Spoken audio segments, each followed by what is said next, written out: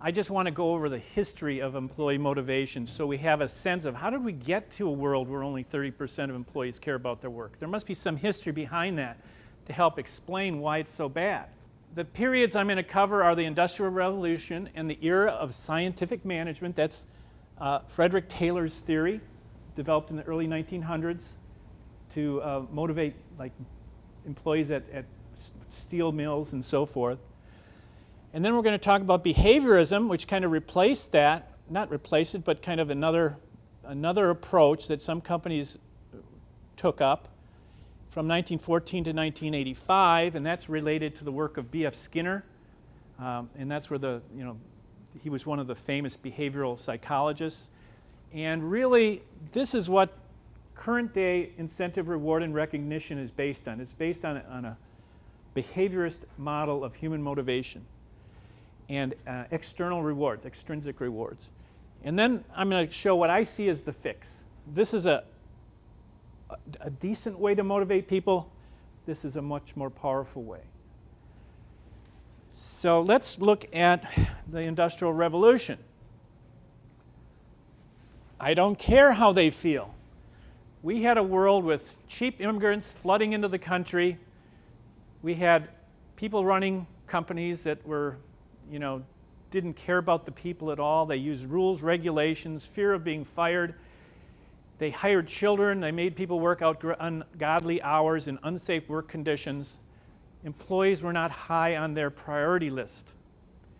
What percentage, if we did an employee engagement survey at, say, one of the steel mills in 1890, what do you think the engagement levels would be? What percent disengaged? I'm thinking like 80%. We're just going to talk a little more about Fredrick Taylor. So Fredrick Taylor was an engineer. He wanted to make the optimal, productive, efficient factory, and he looked at human beings as just widgets in his system. He didn't care about how they were motivated. He just wanted them to do their work as quickly and fast as possible. And in that system, these guys are just machines, replaceable machines, low skill, replaceable machines. The CEO and the executives, they get most of the money, most of the glory, make most of the decisions, and have most of the fun of playing what we call the game of business. And so this is not a good model for motivating the people down here, where you're using basically money and fear. This is part of the problem. Part of the problem why only 30% of people like their work is because this is still with us. This system, this kind of hierarchical system is with us, and there's a study done in Great Britain where they studied people who were at the bottom rungs of various corporations in England, and they did mental health studies on them, physical health studies, and they found that if you're at the bottom of a hierarchy, you have poor health, poor mental health, and you're very stressed out and not in a good situation. So the idea is that we need to do something to fix this, or that 30% isn't going to change, 30% engaged. Now the next period was a behaviorist approach, which was B.F. Skinner, and B.F. Skinner basically studied what motivates people, but he didn't want to get into emotions and feelings and what goes on inside the human brain. He looked at that as just too complex and too inaccessible. He never said that it's not important. His theory said, well, human motivation is important, and what's going on inside those employees' brains is important, but I can't see it, and I can't measure it, so I can't scientifically approach it, so we're not even going to worry about it. That's going to be a black box. What we're going to do is see what influences people's behavior, what sorts of rewards, physical rewards, or gifts or treats or trips will influence people's behavior. And his system is known as conditioning, where you reinforce what you want somebody to do with a reward. And what is rewarded gets replicated. So it's a very simple idea, and businesses like that simplicity. Oh, okay, how to motivate people? Well, I want Joe to hit this quota. Well, then he's more likely to do it if you put a little incentive up there. So it's also based on a hierarchy approach, but in this case, we're going to take some goodies and incentivize people. Is that made for just Wisconsin or what? That's just the Wisconsin version.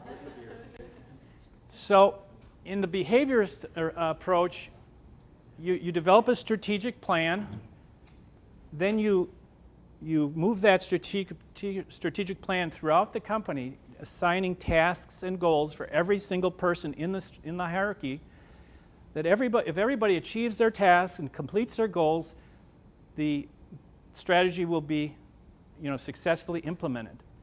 So it's a lot of work to figure out what each person minutely has to do and what specific goals each person has to satisfy, and then incentivize all of those goals with extrinsic rewards. But that's been the approach that companies have been using, to today. Now, there's a nice benefit of this, and that is most employees never get recognition for their work. According to the Gallup organization, 65% of employees last year got no attaboys, got no glory or recognition for their work. So you're basically starving the employees for recognition. And what the incentive and reward industry does is helps provide that recognition. And that's one of the key motivational drivers that I'll talk about later in my talk, and that's the pleasure of a win. Whenever you achieve a goal, your brain says, hey, you did something good. You get a shot of dopamine. You get a brief euphoria, like when you hit a golf ball down the middle of the fairway or hit an ace in tennis. Your brain says, good thing, gives you a shot of dopamine. So we get these natural achievement highs whenever we achieve a goal. And this reward and recognition industry helps release those natural pleasures. And it's an important form of pleasure, especially for men, because men have 4 times more dopamine receptors in their brains than women. So we really like to win.